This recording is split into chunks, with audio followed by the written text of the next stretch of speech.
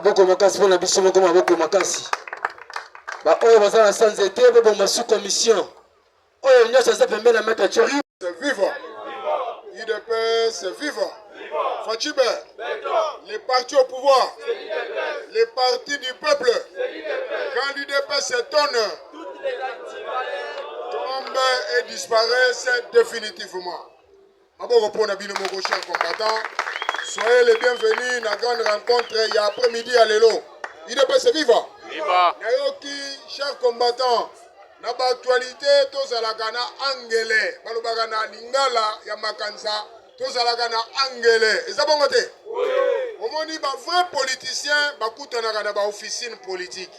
Il y a l'opinion dans la rue, mais la vraie politique c'est parmi les officines politiques. Ngana kamwaka bandeko omoni bayaka wana soki baza ba société c'est que bayende baluka unité de mesure eza bongo te. Batubasala Jibem Piana comme unité de mesure, il y a 4e génération de musiciens congolais et ça va apprenti sorcier. Il n'est pas ce vivant. Nakosi? Nakosi te. Papa, Fayoulou, Nakumoka Oyo, Agotiga la comme président te. Est-ce bien? Chaque combattant, UDPS, Nenge et Zalelo, avec le président Félix, UDPS a relongé le pouvoir Lelo te. Atouba Lobaga, oh Moukolo, Jésus-Christ Agoya. Est-ce que Jésus-Christ a reçu les sous? C'est le Christ qui est déjà revenu. Mais Jésus, en tant que prophète galiléen, a kotikala sous Kozongate. Azaka Moutou Lokola Moutou Nyoso. Mais le Christ, message divin, oh Jésus a été na Galilée, na Nazareth. Ah ça déjà na biso. Bon, Moutou along ici, combat, il y a eu des personnes. C'est le Christ, non? Combat à IDP, c'est ça qui combat à vérité. Président Félix a dit Vital Kamere. Alors, n'oubliez pas que nous, l'IDPS, nous avons lutté pendant plus de 30 ans. Est-ce que moi, Félix, je quitterai le pouvoir maintenant? Jamais. IDPS est vivant. C'est que Eza Lelote. Eza Bongote. Papa, Moutou Azalaka Tetu. Mais Kozala Tetu, Eza synonyme Kozala Maël. Platon, le grand maître Platon nous a enseigné les doutes méthodiques. Les doutes méthodiques. C'est impossible. C'est impossibilité. À l'impossible, nul n'est tenu. Les choses étant égales par ailleurs. Doute, et ça les sagamutu ayeba, est-ce que position na poni? Et ça est malam. Et ça bangote. Il ne peut se vivre. Bayaka po bayebi ke awa il peut s'abattre en politique à soi. Dans un complexe d'infériorité. Ils sont frappés par le complexe d'un. Et ça bateau papa Wemba lobaki na fandi nanga. Bango ba telemi ba kanisi ba lekinga na mula. Maintenant on a telemi ba combattant na lipeka. Baboko po na bino moko chaque combattant de lutte. Chaque combattant de lutte toyoki na ba actualité. Nazo bandana nous l'actualité wana. Parce que j'ai vu des gens parier de l'argent. Oh ma tête à pogno comme en Belgique. Oh ma tête à pogno ça on a Gombe la résidence naie. Il ne peut se vivre. Bon, bon sali débat et comme il a Paris foot. Ma tête à pogno en Belgique, ma tête à pogno en Gombe. C'est ça bon côté. Et comme il Paris foot, mais biso ba vrai politicien. La politique c'est la guerre. Guerre d'honneur chers combattants. Garde fouille à politique, c'est le droit. La politique, en premier lieu, a existé sous forme de la métaphysique. Politique est où t'en as là? Nous avons créé gestion, il y a jardin dedans, et Zanza? Zambene moutoua qui est la politique. L'intelligentsia, moutoua qui est la intelligentsia, c'était Noé. Noé a salama soua. Azuba nyama nyonso, ba spécimen nyonso. Toutes les espèces. Acha bango na masuwa mo. Est-ce que yo kaka ke léopard a ko bundisa éléphant? To kango? Komada bozala moule kimite. Comment que moule to sibiso? Eza bongote? Tozawa boko sepela. Mengana na souci ke bino pe bo kanisa kabiso. Il est pas vivant. Chers combattants, travail autozo salawa, et ça travail d'Hercule. Il ne peut pas dans pouvoir, mais tous un souci que à ta biso toke misala, mais travail autozo salawa est continué. Et ça bon côté. Nulle part ailleurs. Ça c'est le plus ancien et le plus grand parlement de Bouachangu. Et ça bon côté. Ma bon repos na bino mo rocher comme ça. Ba yebi si biso ke matata ponyo za na Belgique. Et ça bon côté. Bon ngai à ma qualité de communicateur à moi. Nayoki na ba source officielle te. Il est passé vivant. Nayoki na ba source fiable te o nga na salaka nango. Nayoki te ke matata ponyo za na Belgique. C'est un raisonnement par absurde. Et ça bon côté. Wana na pesibino en amont. Que matata ponyo selon ngai matata ponyo za na Belgique. Parce que jusque hier soir, quand nous avons fait la parade na biso, matata ponyo za na résidence na ye. Est-ce que vous l'avez dit bien? Moutou pour voyager. Azalaka na démarche asalaka te. Ils ont demandé. Mais pour na kaya matata ponyo, nazo yebisa bino, nazo fongola bino. Na olinga ke soye na kitiawa na mona pe maboko na bino esalinga pe na sala eza bongo te tozo raisonner politique eza bilanga te ide pe se viva tozo raisonner politique matata ponyo tilobi na 17h 18h tozo sala parade matata ponyo zali na ndako na ye mais avant-hier tango ba annoncer que arrêt il y a cour constitutionnelle à l'encontre de Matata Ponyo et Kobima. Matata Ponyo avait été déjà prévenu que toute sortie est interdite. Est-ce qu'on l'a dit bien? Kobima naye na libanda moka eza principe à droit. Moutou aza engagé na procès judiciaire à koko s'éloigner na ressort na été. Il faut azalawana jusqu'à l'issue. Il y a dossier na ye. Ça va côté? Oui. Jugement a rendu avant-hier. Oui ou non? Oui. Jugement bimi. Lobby pe landa ki jugement.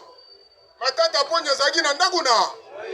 Mais le bruit de couloir ont vilipendé que Matata ponyo serait déjà en Belgique.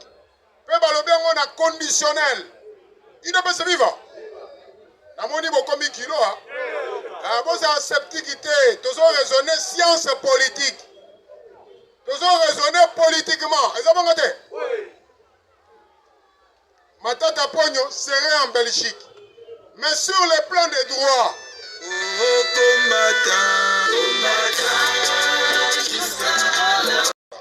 mais soyez moi on a comment bimisami nous faut aller à Foufou.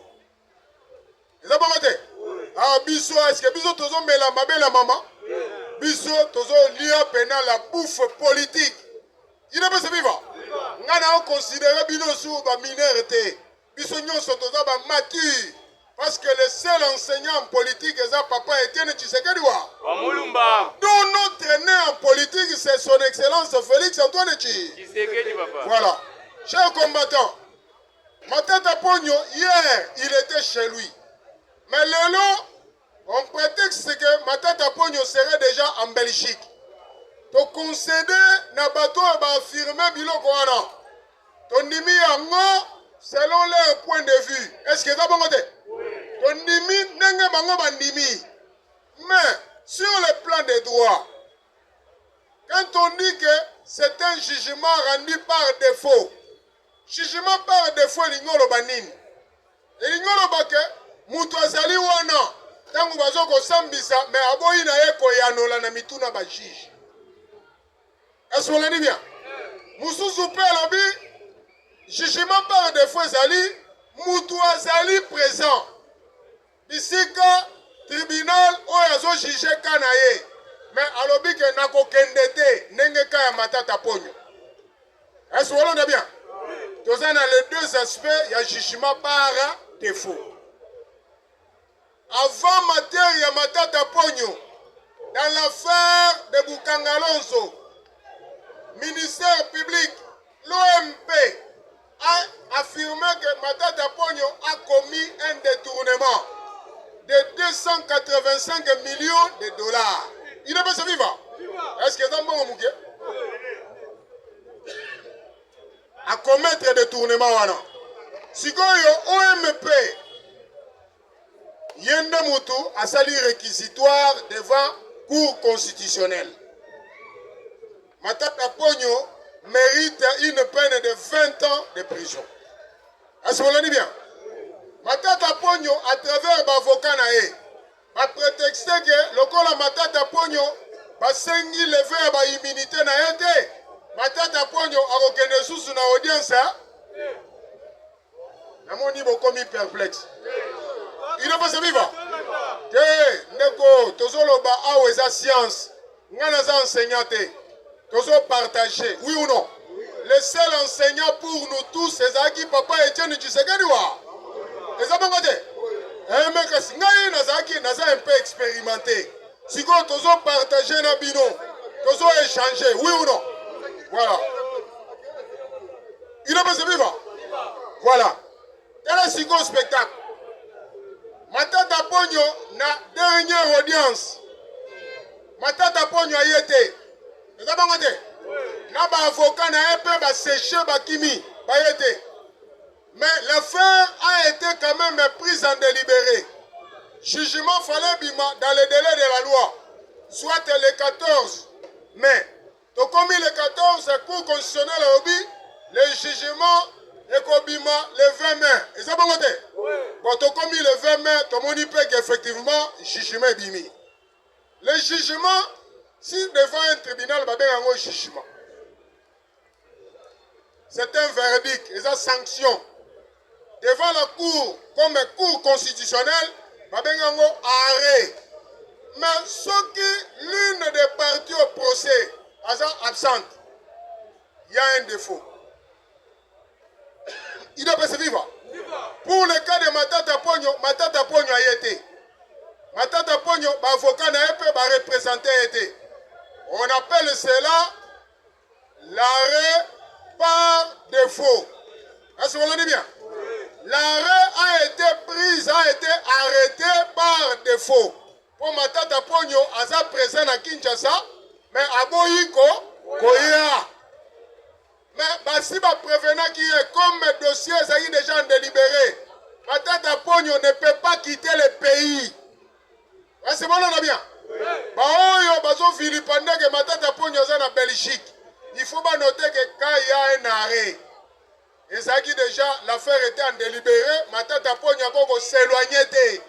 Il faut Zalawana arrêt et ça public. Parce que ça a audience solennelle. Est-ce que vous l'avez bien?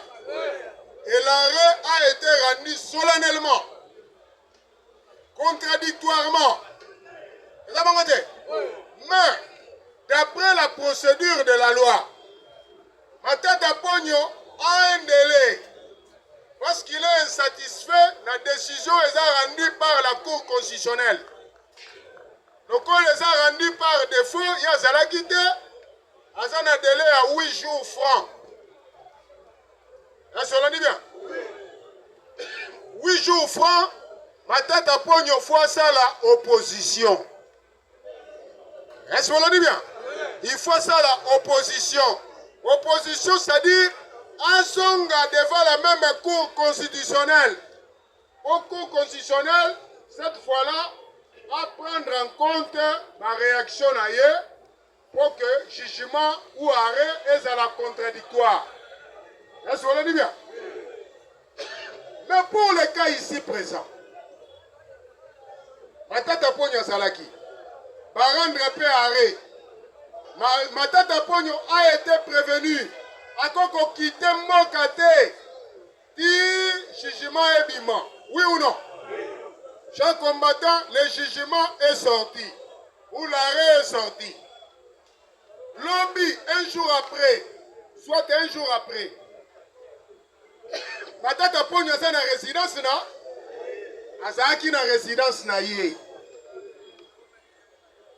Aza sigo na délai où ils ont couru, il faut pas signifier yé. Est-ce que vous l'avez bien? Greffe a signifié na Matata Pogno Arewana Ebimi. À son encontre, Arewana est condamné à 10 ans de prison. Est condamné à 5 ans d'inéligibilité. Et gelé fortune naïe, il y a valeur, il y a 157 millions de dollars. Est-ce que vous l'avez bien? Chaque combattant de lutte, Matata Pogna Zagi Nanda Kunae, Ayoki Biloko Wana. Mais Azo cela va signifier Arewana ya cour constitutionnelle. Oui ou non? Par défaut, bien sûr. Bon. Sikoyo, tolongwe kuna, tokoti siko na aspect, ya bato yo balobike, Matata Pogno, Abimi, Azana Belgique. Est-ce que toi là bien? Matata Pogno, Soga Azana Belgique. Est-ce que ça m'a bé? Na tout binote. Matata Pogno, Soga commis na Belgique. Non. Second, le premier aspect, Matata Pogno arrêt et ça rendu par défaut. En son absence. Mais il a fait un refus. Mais ça va être. Second, Matata Pogno, Azo Zela, arrêt et ça rendu dans l'audience publique. Azo Zela va signifier arrêt wana. Délai à 8 jours. Il y a opposition. Pour y a ça la opposition. Et vous allez compter à partir du jour où on lui a signifié le jugement. Est-ce que vous l'avez bien? Dès lors que Matata Pogno va signifier arrêt au cours constitutionnel à Bimisi, à son encontre par défaut, délai à 8 jours, et bandit qu'on allait compter. Est-ce que vous l'avez bien?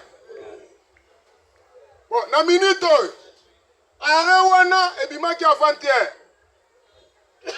Est-ce que va signifier il n'est pas se vivre? Il faut pas signifier aïe que arrêt et zaki déjà. Et bimi à son encontre à bongama pour que nous sommes la opposition. Mais à Kosonga devant la même cour qu'on il n'est pas se vivre. Wanande aspect oyo pour rejoindre Banto Bazo affirmer que Matata Pogno est en Belgique. Mais, qu'est-ce qu'il faut retenir dans tout ça? Et le Matata Pogno qui serait en Belgique, on est en conditionnel là, Matata Pogno qui se serait rendu en Belgique, Azo Zela, cour a signifié que il y a un arrêt qui a été rendu en ton absence par défaut. Et là, il y a que ça l'opposition, non ne bandi qu'au courir. Est-ce qu'on est bien? Matata Pogno serait libre de pouvoir se rendre Bisiga ou Yagokende. Il n'est pas vivant. Il ne faut pas oublier que Matata Pogno, c'est un député, non? Un député national, Aroki Maté. Le principe, c'est la liberté. Mais l'exception, c'est l'arrestation est une exception. On peut arrêter Matata Pogno dès lors que fuite n'a pas à craindre. Est-ce que vous l'avez bien? Mais ce qui fuite n'a pas à craindre. Un député national, il est à travers l'avocat que dossier n'a pas justice à Okimate. Est-ce qu'il y a Okima? À Okimate. Mais bon, Siko, aspect où ils concernés Bissot. Matata Pogno, d'après ce qu'on a allégué, la rue a raconté que Matata Pogno serait en Belgique. Matata Pogno, Azoko Zela, va signifier arrêt rendu par défaut. Matata Pogno a ça la opposition. Il n'est pas se vivant. Vital Kamer répète dans l'Assemblée nationale mercredi. Alors, nous allons faire respecter la Constitution. Est-ce que vous l'avez dit bien? Vital Kamer a dit, nous allons faire respecter la... Namoni beaucoup il m'a engagé combattant. On va se concentrer, il faut tout ça là. réciprocité, pas monologue. Et ça, au moins, il y a un cercle, il y a une distraction. Ce sont des apprentis sorciers, il y a des distraits, des combattants. Mais du fait que nous avons que Bino est très présent. Moi, je vais foutre Bino et sa tête. Ça va côté? Voilà. Alors, c'est quoi? Tu vas affirmer que ma tante a pogné en Belgique. Mais, tu vas ici que vous allez ma tante a pogné en Belgique et ça m'a bêté. Parce que Azo Zela va signifier arrêt et ça rendu par défaut. Et ça va côté? Deuxièmement, à ça la opposition par rapport à cet arrêt-là. Mais, ce qu'il faut retenir, c'est ceci. Matata Pogno, Soga Sali opposition, à Gozonga devant la même cour constitutionnelle. Les aspects se retrouvent. Matata Pogno devant autrefois Kalouba. La Cour constitutionnelle avait désisté. Alors, on a incompétente à juger Matata Pogno en tant qu'ancien Premier ministre. Mais la même Cour constitutionnelle, avec Dieudonné Badi Banga Kamouleta, je suis compétente, je peux juger Matata Pogno. Mais, dès lors que Kamer a lobby, nous allons faire respecter la Constitution. Dans un état de droit, il y a la séparation des pouvoirs. Il ne peut se vivre. Kamer, c'est un législateur. Yende azoko kela mibeko. Azo sala mibeko. Mais, guerre de fouille à respect à mibeko et sa cour constitutionnelle. Et ça va côté. Mais si vous êtes d'accord, ne vous mettez pas ma bocoté, cher commandant. En vertu du principe de séparation des pouvoirs, Kamere a élaboré la loi, mais Kamere ne va pas faire respecter la loi. C'est la Cour constitutionnelle qui peut bien interpréter la loi et la faire respecter. Vous avez noté?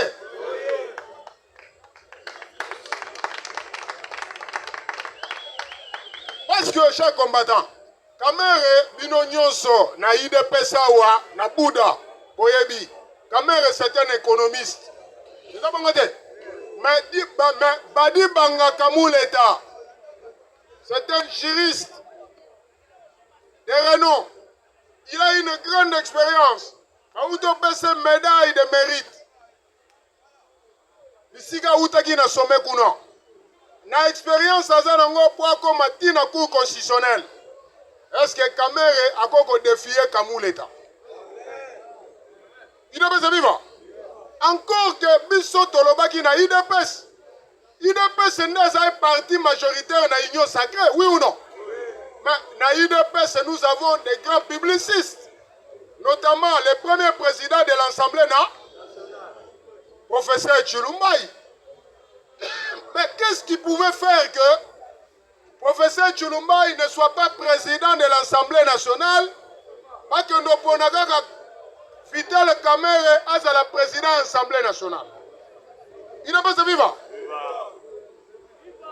Est-ce qu'on peut expliquer cela? Il n'a pas se vivre. C'est un paradoxe, chers combattants. Et c'est incompréhensible. On ne peut pas expliquer cela. Et ça, c'est manigance. Et ça, c'est acquaintance. Bazalaki à la tête du parti, Basalaki, pour colporter le pouvoir de l'UDPS. C'est ça, mon côté? Bisso, papa, le Parlement debout a son cheminement. Le Parlement debout ne dépend pas des structures formelles du parti. À ce moment-là, on a bien. École du parti en ce moment, c'est le Parlement de... Papa, bato omoni bazo kendaka, ote tokei boye. Baebi na bango elokote, ce sont des tentaments. Il ne peut se vivre. Papa, l'UDPS c'est la guerre des nerfs, chers combattants. L'UDPS c'est une pyramide rare. L'UDPS c'est une pyramide renversée. Depuis le congrès du centre féminin Maman Mobutu, Papa Étienne avait ordonné qu'à l'UDPS c'est une pyramide rare. Les décisions à l'UDPS seront prises désormais par la base. et non par les cadres du parti ni par les pères forts. Président Félix a signé un accord escroquerie à Genève. Oui ou non? Mais c'est la base qui a fait revenir le président Félix sur le chemin. Oui ou non? Mais comment se fait-il base Lelo à comment se retourner par président Félix? Alors bon, ça, autorité morale décidée. Est-ce que l'autorité morale a commis déjà au sommet de l'État? Il faut dicter Maloba. Il a pas vivre. Il est constitutionnellement empêché. Chers combattants, il faut une révolte spirituelle. Il faut tous à la révolter.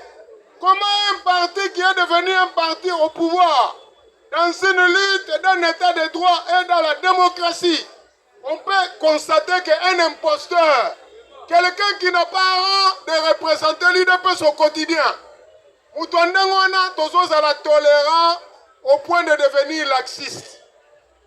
Tu n'as pas ce vivant? Papa, oh, et ça école, oui ou non? Nous avons raisonné science politique sur le plan des droits. Les hommes ont été. Maman reprend la binomo de chaque combattant.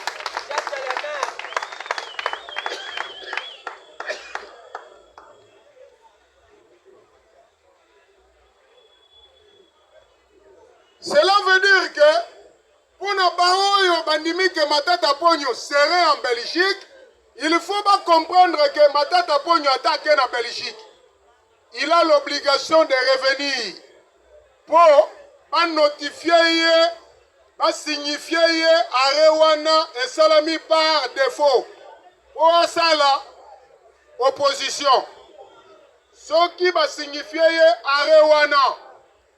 A sali opposition te na droit babenga kango autorité de la chose jugée. Autorité de la chose jugée. Mon école papa Etienne, yangote. Il n'est pas vivant.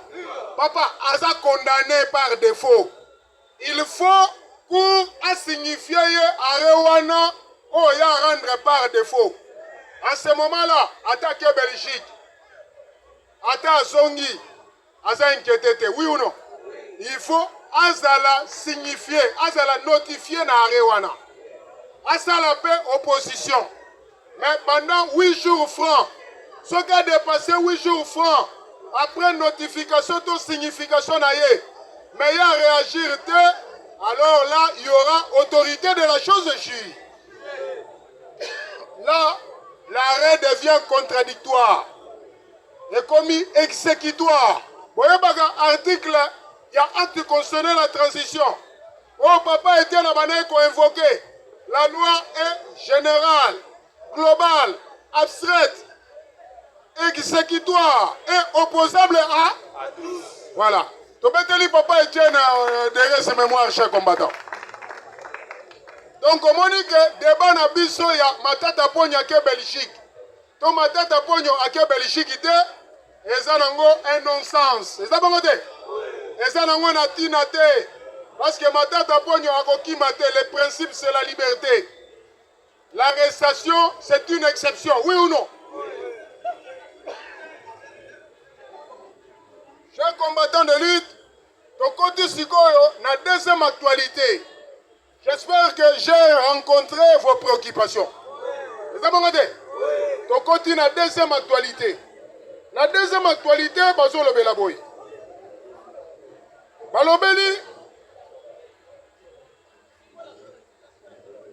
Balobeli, arrestation, il y a général Pierre Bani Wesize. Il n'est pas vivant. C'est bon, on a bien. Général Pierre Bani Wesize. Balobi, c'est un ancien proche de Joseph K. Bakangaki et Lobi. Chers combattants Bolanda, vous avez distraité. L'actualité, on a poney l'inde bino. Bakangi, général Pierre Bani Wesize.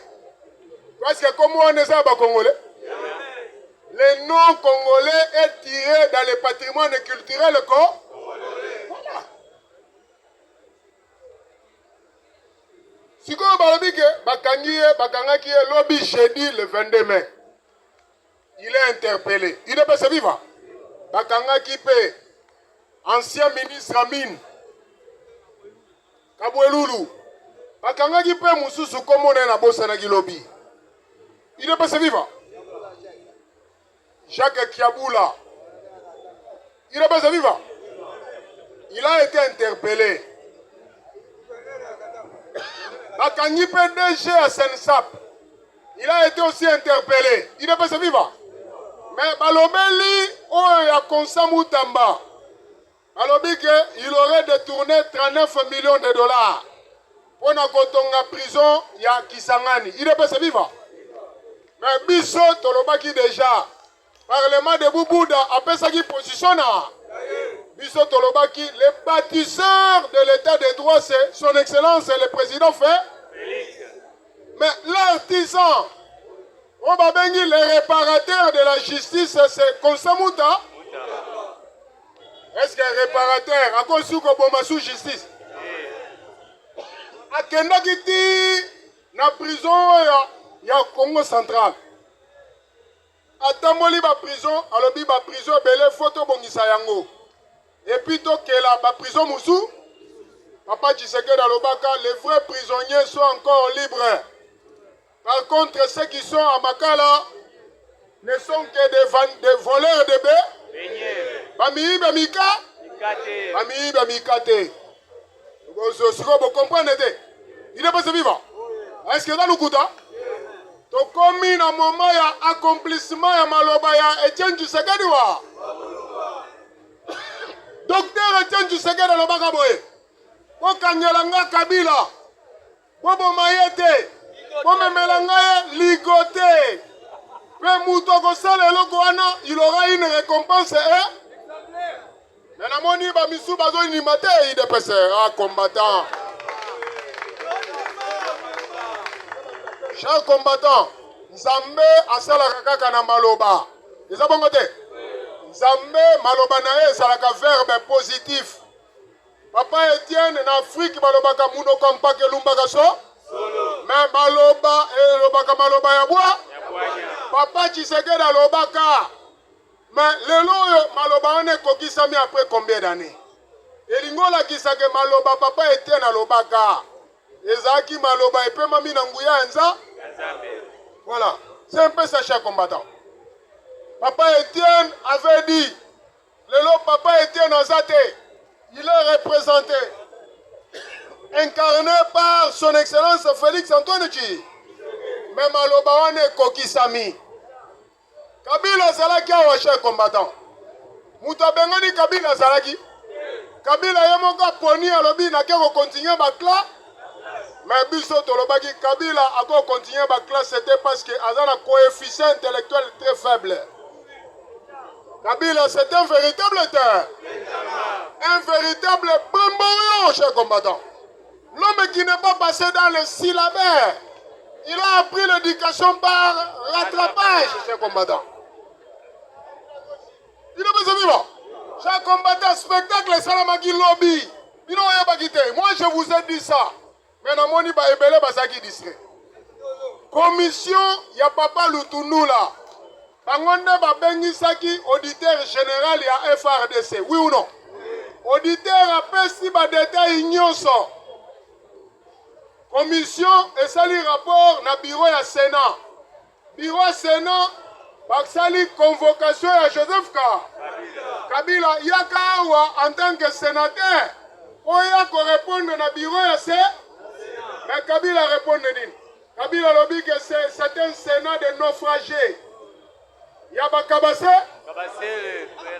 Il n'a pas de vivre. Est-ce que la réponse est madame? Et sa réponse est à perroquet. On l'a qui si Tchakou Kolobasani. Il n'a pas de vivre. Namoni Bozo que la Kabila Mawa. Il n'a pas de vivre. Et ça maloba, il y a mouton et ça perroquet. Balaki si kolo. Shiba loba ki soko la ki si perroquet koloba yeba ki akofinga. Kabila fingi ba afingi Sénat ya République démocratique du Congo. Mais Sama Lukonde en tant qu'un patriote, a peu docile la vision à chef de l'État. Alobaki, cette levée des immunités se fera dans le respect de la loi, en conformité avec la Constitution de la République démocratique du Congo. Il est pas vivant.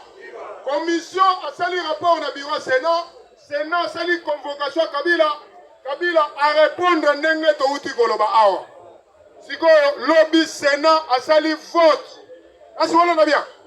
Vote salami et le vote a été donc le vote qui s'est dégagé na plénière à lobby. 90 députés, 90 sénateurs ont voté sur la levée des immunités de Joseph Ka.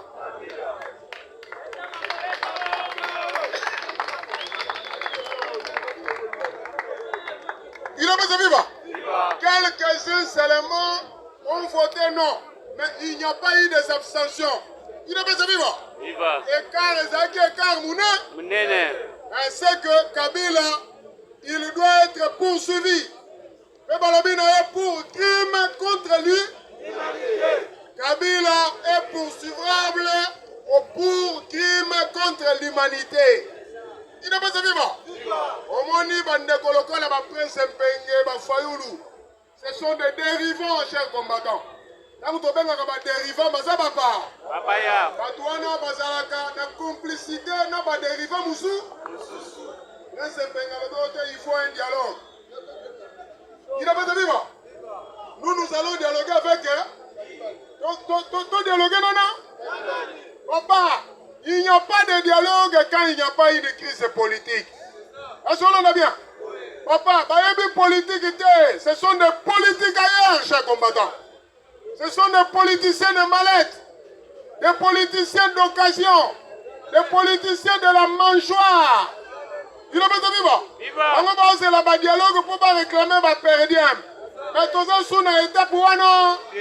Ils sont commis déjà moussi. D'abord, pour la bilan, chers combattants de l'île. Yebisanga Siko, est-ce que Kabila Robiga? Papa, on a levé déjà ses immunités depuis hier. Kabila, la minute, auditeur général à FRDC, a lancé mandat d'arrêt, mandat d'amener. Il est pas vivant. Sur base, il y a invocation, il y a Papa Etienne.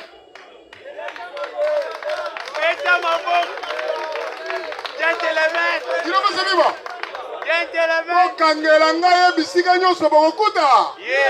Donald Trump, Trump a papa le président fait. Trump Alobaka, Kabila subira le même sort que tous les grands terroristes. Bisika nyonso bakokuta ye bakokanga. Est-ce que oyebaka Ben Laden, pays d'origine na ezaka Pakistan. Mais bakanga Ben Laden na Pakistan. Voilà. Il subira le même sort que tous les autres grands terroristes du monde. Chers combattants d'élite, Mikolongo et Kokisami. Vous me dites que le président Félix est plus félin. Vous avez compris? Et sa méthodologie, il y a besoin comprendre l'été. Méthodologie, il y a tortue. Lentement, monsieur. C'est la politique du pourrissement, chers combattants. Il faut solo Elumba partout, oui ou non? Oui. Bisoto Ebagi Kabila, c'est lui le responsable du M20. Na AFC à Corneille, non? Na Minuto, vous avez que signature, oh, il y a États-Unis, RDC, et comme il est 25 ans, il n'est pas vivant. Combattant, le loyo, Bolukelanga, moi, Chiko Moga Makasi. Il n'est pas voté. Bolukelanga, Chiko et Makasi. Parce que Makamoto Zobeta Awa et Betami nulle part ailleurs, chers combattants. Il n'est pas vivant. Ah, mais c'est l'école du parti, oui ou non? Est-ce que l'école du parti, c'est ça la Moussalo? Il n'est pas vivant.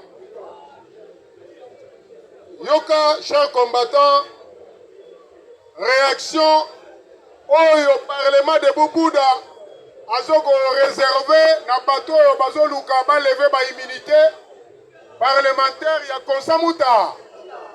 Parlement de Boubouna a lobby à travers ma bouche. que Konsamu Tamba aurait détourné 39 millions de dollars pour Nabiso. En tout cas, c'est une requête infondée. Et ça va monter? Parce que Konsamu Tamba ne peut jamais voler cet argent-là. Et ça va monter? C'est l'artisan. Il est bien vivant. Et puis, pour Nabiso, Parlement de Boubou, réquisitoire, il y a procureur général à la Cour à cassation. On a mis son réquisitoire Rwanda, c'est irrécevable. Il a pas de vivre. Réquisitoire Rwanda, c'est infondé. C'est infondé parce que sur le plan administratif, le ministre de la Justice est le supérieur hiérarchique.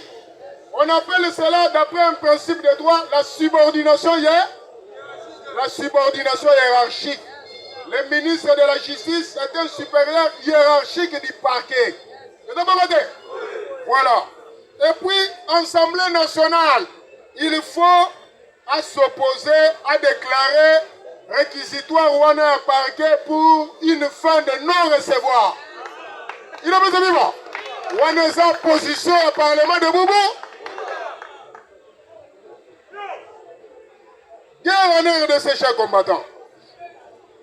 Balobi boye, tozolanda journaliste moko aza mutanga mwana. Alobi o ba FRDC balongwe bake na M23. Il ne peut se vivre. Est-ce que position est un solo? Et ça va désinformation. M23 andimi sikoyo asili sa guerre parce que basa na ravitaillement te. Basa pe na mbongo lisusu Kagame a capitulé. Est-ce qu'on l'en bien? Nazolo Barabino à travers rencontre Trump a sali na Cyril Ramaphosa. Il ne peut pas vivre. Donald Trump à lobby. Massa de boulot se paie à lobby le sou. À lobby bien. Guerre Rwanda et Salamaki à cause yaba ennemi a donné le Trump à la tête des États-Unis là. Mais le coup la Trump à la Maison Blanche. Kagame doit plier bagage. Il ne peut pas vivre. Kagame s'il s'entête, il sera expédié devant le boulevard des arts. Il ne peut pas vivre. Papa, na minute otumboli président Félix, otumboli États-Unis da. Papa, yo otumboli États-Unis, c'est l'unique puissance du monde. Oh Koka. C'est ce qu'il faut retenir, chers combattants. Balobeli pe biso lisusu que Sanekona SSC basalaki tourner. Bazali koluka nouveau pacte social, oui ou non? Mais basengaki bakutana na président pour bapesa rapport final à tourner na bango. La présidence de la République a rétorqué. Alors que le président de la République n'a pas refusé de les rencontrer, oui ou non? Est-ce que ça m'a fait? Chers combattants, président de la République, Ayambara Moutounyo, so oya na démarche, asengi audience, président Yambaye, est-ce que président Koboy? Président Koboy a été, mais nous, le Parlement de Boubouda, nous sommes les fous du roi. Le président Félix, c'est notre roi, oui ou non? Oui. Biso, Moutounyo, Soto Akoya, a collé ma fantasme, ma salade. Contre le pouvoir du président Félix, il va nous rencontrer sur son chemin.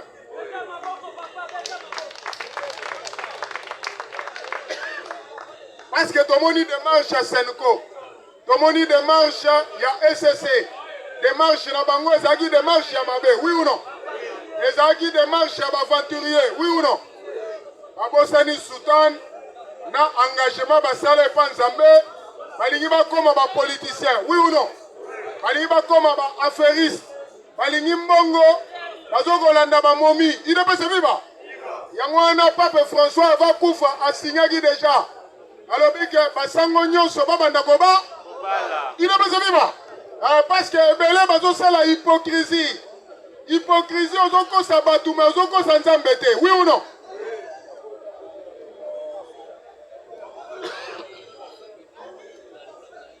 Chers combattants, Toyoki Presse Mpenge, Alobike, Il faut lever à immunité ya Kabila et ça erreur.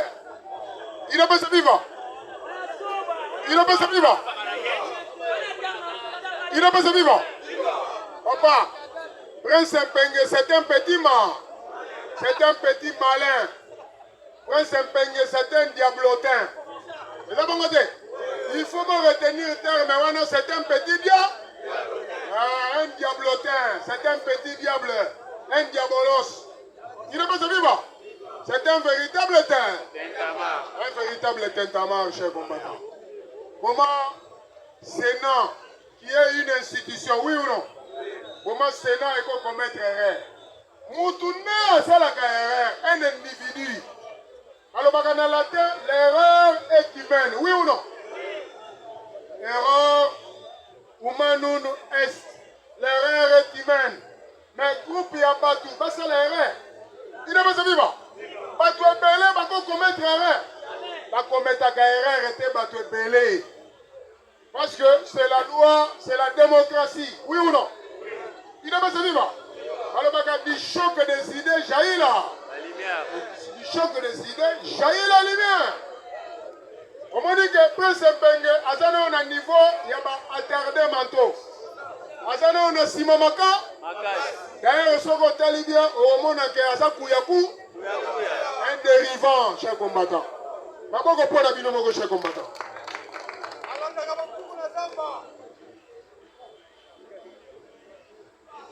Alors, dit que, oh non, il faut un dialogue parce que le contexte est troublé. Est-ce que le contexte politique est troublé?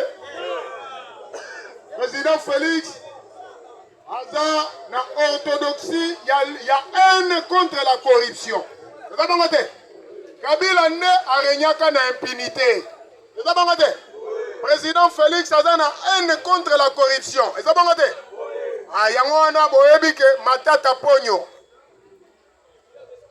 Jacques Kiaboula.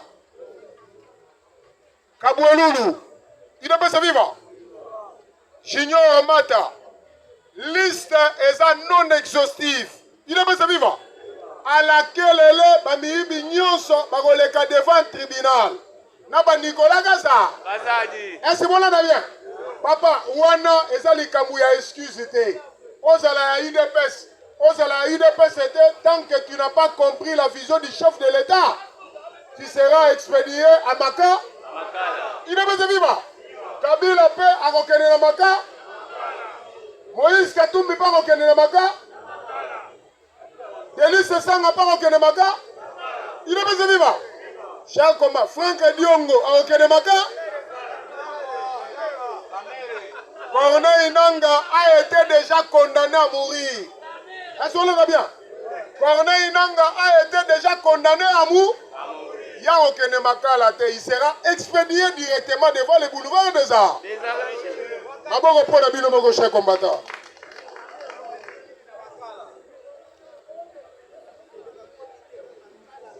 Il ne peut se vivre.